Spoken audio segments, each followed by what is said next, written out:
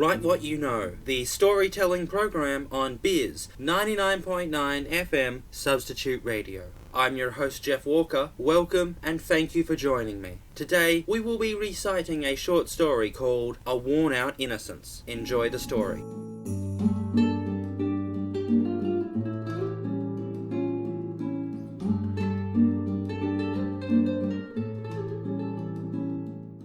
Mrs. Catherine Smith? I said.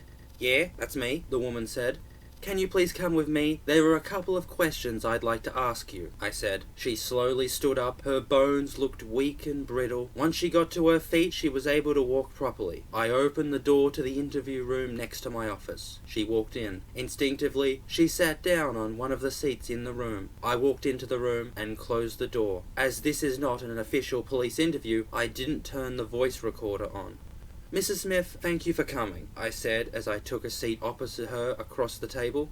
Well, it wasn't like I had anything better to do, she said in a hoarse and absurd accent. It was made even worse with her mouth full of a horrible mixture of tobacco and saliva. I had told her that smoking is prohibited inside the building, so she brought some tobacco to chew. Mrs. Smith, do you know where your husband is? I asked. Nah, I never do, she said. Well, Mrs. Smith, your husband was arrested today when he attempted to set off a bomb in a high school just a kilometre away from your house, I explained, keeping a strong eye on her reaction. Okay, she said, what do you want me to say? We now have him in custody and will soon be charging him with a series of terrorism, arson and attempt to cause harm charges, I said. And, she said, he'll likely be going to prison for a very long time, unless there's something you can tell us that can explain why he wanted to blow up a school and kill hundreds of children, I said in an aggressive manner. Normally, when wives come in with their husband arrested, they get very emotional, crying, angry, demanding to see them, accusing us of doing something illegal.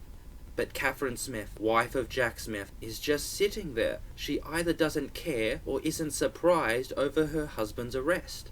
All right, she said, her voice almost robotic. He hasn't asked for a lawyer either, even though we've told him, I said. Okay, she said. I gave up on getting her to show emotion to the situation. I decided instead to just ask the questions that I was sent to ask. Did you know about your husband's plans? I asked. No, I never see him. He spends most of his day either at work or in the backyard shed, she said. Her talking about her husband was something to be welcomed, but it still remained colourless. The door to the interview room opened. It was my superior officer, Detective Brad Agent. Walker, could I talk to you for a moment? He asked me. I complied. I walked outside the room, leaving Mrs. Smith inside the interview room. We're going to ask for a search warrant for the shed. It's our best hope of finding some physical evidence of his making the bomb. It's unlikely he would have done it at work or in the home, he said. It's useless interviewing her, I said without paying any attention to what Detective Agent had said. Sorry, but if she helped in any way with the bombing, then we're going to charge her. So try and get her to confess. She looks to be bizzed out. Get her to take a test, and maybe we'll get her for drug possession as well, he said. She didn't help her husband with the bombing, not in any way. She wouldn't have known about his plans at all, I said. Alright, we'll send her home if you reckon she's useless, but get her to take a test first, he said. I was completely ignoring him at this stage. She's not stoned. She's not drunk either, I said. She's just depressed. What? He asked. I noticed that he was paying attention to me, so I decided to try to explain what I was feeling. Look at her, I said. We both looked at her through the window in the door. A crackpot whore, he said. Think about it. Jack Smith walked into the West Inkerson High School today in a suit, iron shirt, and even a tie, I said. Now look at his wife. Her clothes are unclean. There are holes, mud. The house she lives in is small compared to how much her husband earns. So, many husbands hide their money from their wives. Now send her home, he said.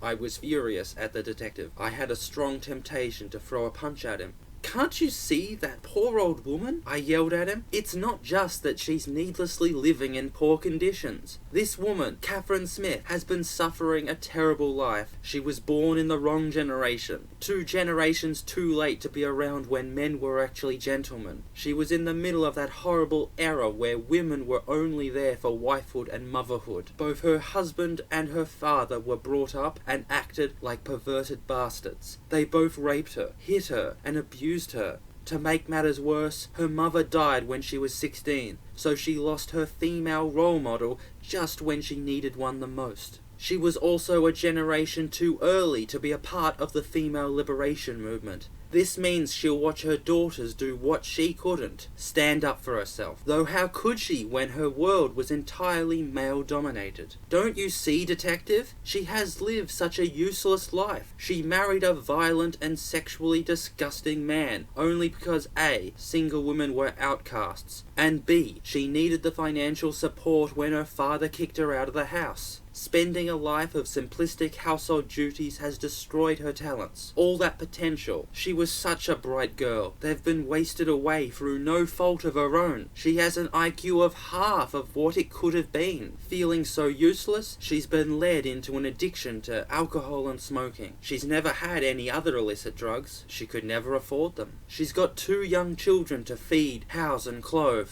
That bastard has cheated on her so many times she doesn't care anymore. Countless mistresses. But she has to stay with him because of his money. If it wasn't for his money, she'd be forced into prostitution. Or even worse, she'd have to give up her children to adoption. She's only 47, detective. And look at her. She looks 60. She's already gone through menopause. She hasn't had sex for 15 years. She doesn't know any of life's pleasures. From going to the beach, travelling the world, eating chocolate, or her first kiss. She has never felt pleasure outside of her own children. Her body is tired and weak. She's never done anything wrong, and yet she's suffered so much over her life. Now her mind and body don't care. 10 years ago, she would have enjoyed seeing her husband in prison, but now she just doesn't care. She's had enough of being in pain. She possesses a worn-out innocence. I'd hate to see her suffer anymore. "How do you know all this?" Detective Brad Agent asked me. At that moment, Catherine Smith walked out of the interview room, cigarette in mouth, bottle of whiskey in her right hand, and a tear in her eye. "It's always a special moment," she said. "The moment when you realise you've wasted your entire fucking life."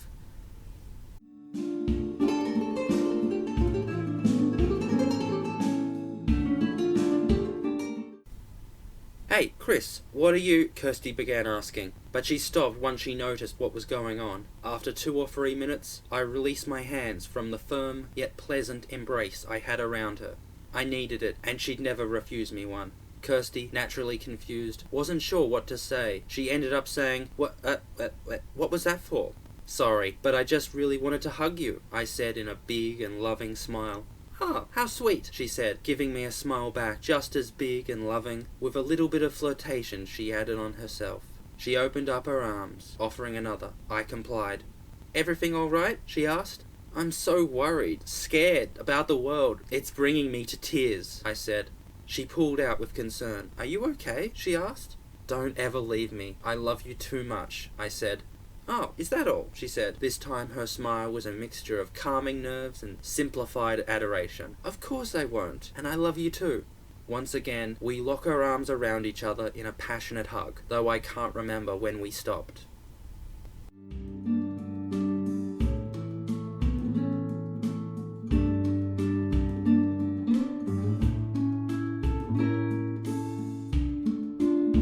Welcome back. That was the short story, A Worn Out Innocence. I'm Geoff Walker, and you've been listening to Write What You Know on Bizz 99.9 FM Substitute Radio. Please join me again next time for more fictional short story pieces. Till we meet again, take care and happy writing.